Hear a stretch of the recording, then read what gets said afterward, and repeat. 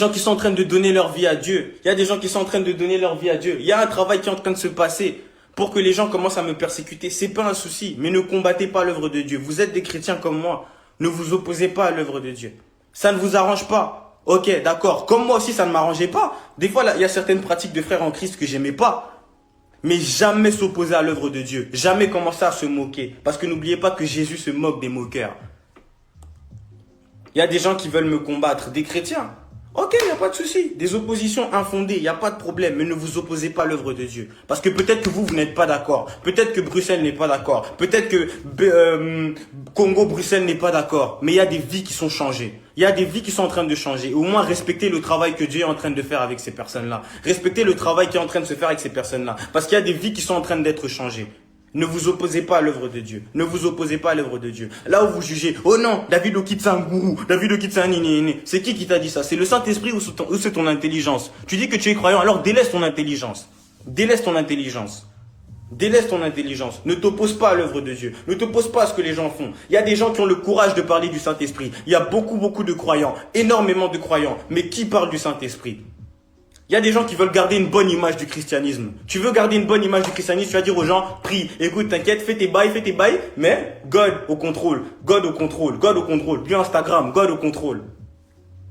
Non, enseigne-lui la prière, enseigne-lui comment prier, enseigne-lui qu'est-ce qu'est la consécration, parle-lui du Saint-Esprit, dis-lui qu'il y a une personne qui vit en lui, dis-lui que le Saint-Esprit n'est pas qu'un appui ou qu'une puissance, dis-lui qu'il y a une personne qui vit en lui, que Dieu a donné son esprit en lui, dis-lui tout ça et qu'il doit vivre selon cet esprit, qui doit vivre selon cette personne qui est en lui, qui ne doit pas attrister la personne qui est en lui, le Saint-Esprit qui est dans lui. Dis-lui ça.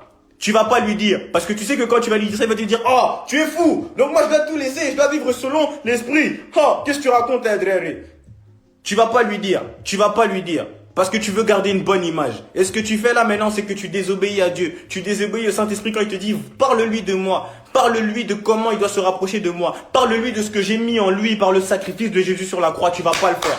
Pourquoi? Parce que tu veux garder une bonne image. Tu sais que si tu le fais, les gens vont te prendre pour un fou. Tu sais que si tu vas dire aux gens, arrêtez tous vos combats, arrêtez tout, vivez selon le Saint-Esprit, ils vont te dire, ouais, tu donnes des leçons de morale. Donc tu vas pas le faire. Et tu veux t'appeler serviteur.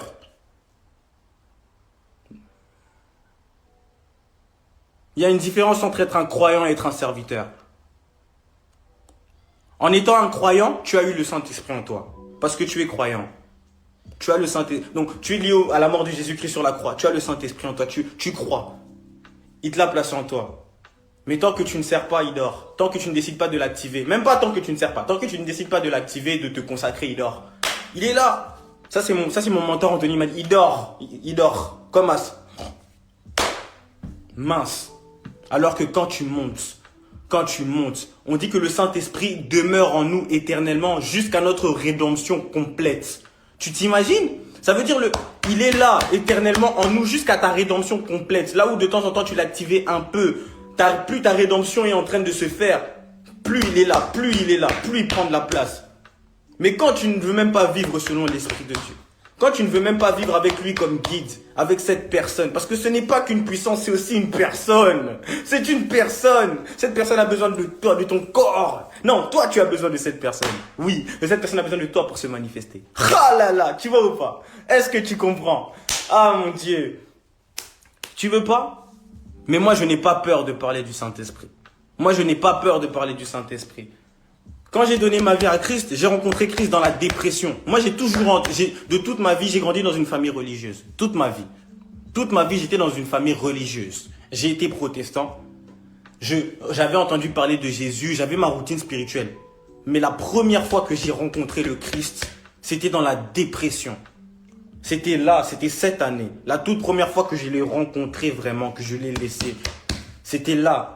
Que je l'ai laissé là, je l'ai laissé faire comme ça. Je l'ai laissé faire un fadeaway comme Kobe. C'était là, c'était dans la dépression, c'était dans l'alcool. Je tombais, j'étais en train de chuter. J'avais plus rien, j'avais délaissé mon cœur. Même moi, je ne m'aimais plus. J'avais délaissé toute mon intelligence. En fait, quelque part, je m'étais repenti sans même m'en rendre compte. Parce que j'avais tout laissé. J'ai dit, écoute, là maintenant j'en ai marre. J'étais au point où je voulais me suicider. Et en fait, cette repentance-là a fait que quand j'ai été touché par le Christ, j'ai voulu ne vivre que pour lui.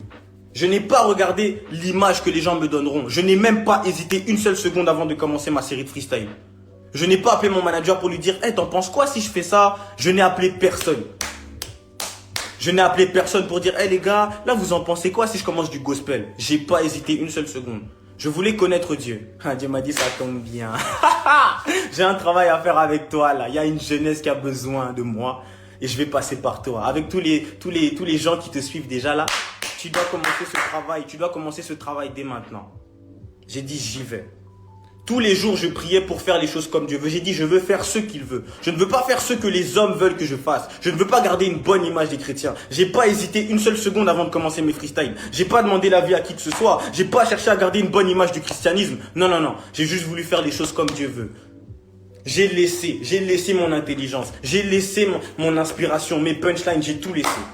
J'ai dit maintenant, Holy Spirit. Holy Spirit, c'est tout. Le Saint-Esprit. J'ai commencé. Et je suis consacré. Regardez-moi aujourd'hui, je n'ai pas peur de vous dire qu'aujourd'hui je me suis consacré. Et donc je parlerai du Saint-Esprit. Avec l'accord du Saint-Esprit, je parlerai de Dieu. Je raconterai, je ferai en fait le service que Dieu me demande de faire. J'apprendrai à plus le connaître encore. Parce que les meilleurs moments, ça c'est B. Wright qui me l'a dit. Les meilleurs moments que tu passes avec Dieu doivent toujours être en privé. D'abord en privé. Je le servirai. Et je n'aurai pas peur. Je m'en fous de l'image que les gens auront du christianisme. Ça, ce n'est pas mon souci. De l'image que les hommes se feront de nous. On fait pas ça pour l'image. Parce que même dans la Bible, on nous dit qu'on sera persécuté. Être persécuté, c'est forcément avoir une mauvaise image pour que les gens te persécutent. Ils peuvent pas ne bien t'aimer et te persécuter quand même, tu vois. C'est qu'ils t'aiment pas. C'est que quelque part, tu peux être gentil, mais eux, tu as une mauvaise image dans leur cœur. Je fais pas ça pour l'image. Tu vois? On dirait que ça dérange énormément de gens. Quand on parle du Saint-Esprit, quand on dit, les gars, ne faites pas les choses sans l'accord du Saint-Esprit. Il va dire quoi? Mais il a tué machin. Donc moi, je vais pas aller me venger. Donc moi, je vais pas aller protester. Bro, tu as un verset biblique sur ta bio. Tu te proclames disciple. Mais tu n'es pas capable d'inciter les personnes qui te suivent à vivre selon le Saint-Esprit. Mais plutôt vivre selon la réalité. Ne vivez pas selon la réalité, vivez selon la vérité. La vérité et la réalité, ce n'est pas la même chose. Vous voyez, la réalité, c'est tout ce que vous pouvez voir. Ça, c'est la réalité. Mais tout ce que vous pouvez voir n'est pas la vérité. La vérité, vous ne pouvez pas la voir si vous n'avez pas le Christ. Je vous dis la vérité. Donc moi, je me fais persécuter pour la vérité. Et oui, je suis prêt à mourir pour la vérité. Regardez-moi bien, j'ai que 19 ans. Je ne suis pas marié. Je ne suis pas marié, je n'ai pas d'enfant. Je gagne même pas énormément d'argent, mais je suis prêt à mourir pour la vérité. Je suis prêt à mourir pour le Christ. Je suis prêt à être persécuté jusqu'à être qu'on me hagarre. Que toute ma ville me hagarre, que Bruxelles me hagarre, que Paris me hagarre, que les gens me décrédibilisent. Moi, je suis prêt à mourir pour la vérité. Pour cette vérité, pas pour la réalité. Non, non, non. Parce que la réalité, tu la vois, c'est tout ce que tu peux voir. La vérité, tu ne la vois pas si tu n'as pas le Christ. Et les gens me diront, ah, il veut donner des leçons de morale, c'est un nouveau reconverti, il est orgueilleux. C'est pas, il n'y a pas de problème. Il n'y a pas de problème. On est là. Il n'y a pas de problème. Je suis fier d'être un nouveau reconverti, d'avoir le zèle du nouveau reconverti. Mais maintenant, moi, il faut savoir une chose, c'est que j'ai rencontré le Christ qu'en août. Et quand j'ai rencontré le Christ, j'étais sur le point de me suicider. J'étais sur le point de me suicider. J'avais délaissé ma personne. J'ai délaissé ma personne. C'est ça maintenant la différence. C'est que moi, je ne suis pas chrétien pour être chrétien parce que ma famille est chrétienne et je ne prends pas Dieu comme un simple appui. Dieu pour moi n'est pas seulement un appui. Dieu pour moi n'est pas, ok, 2020, je veux ma voiture, je veux mon appart et tout ça et vivre avec Dieu. Non, non, non.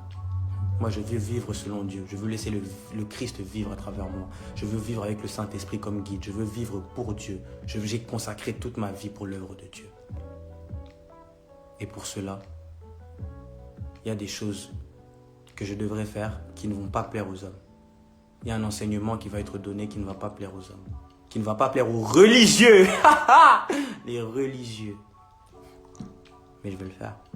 Comme Hagar. Allez, venez, cognez-moi. Cognez-moi.